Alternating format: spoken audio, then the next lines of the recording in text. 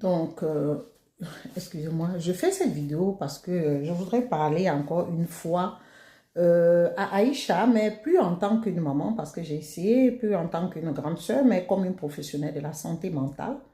Je vais m'excuser s'il y a peut-être des paramètres que je ne connais pas, mais les petits paramètres que j'ai devant moi après la sortie, les sorties d'Aïcha, intempestives d'Aïcha, je me suis permise un peu de vouloir brosser son portrait psychologique et à partir des petits paramètres qu'elle a toujours montré, par exemple, que sa mère vit en France, son père vit en Afrique. Ça veut dire qu'Aïcha a vécu dans une famille instable, séparée, et nous connaissons tout ce que ça va avec. Même si les parents s'entendent bien, une séparation n'est jamais anodine pour les enfants. Donc, ça leur fait un peu une perte de repère. Aïcha est elle-même mère de deux enfants dont le père et elle sont séparés.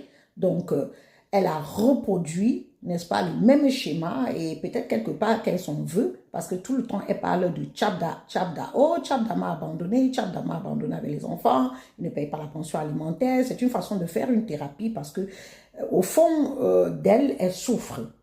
Aïcha a une relation en ce moment qu'elle présente déjà comme le père des lions. Ça veut dire qu'Aïcha voit cette relation sur le long terme. Aïcha rêve donc d'avoir une vie de famille stable. Bien.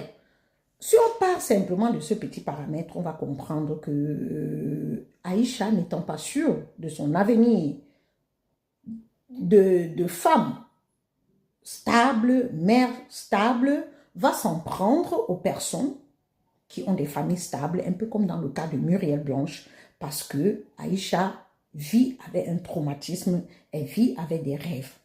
Bien, j'ai constaté également qu'Aïcha a fait des métiers ou fait que des choses qui vont attirer de l'attention sur elle, par exemple comme le cinéma, et puis ses lives, son commerce, tout est présente, voilà, c'est direct.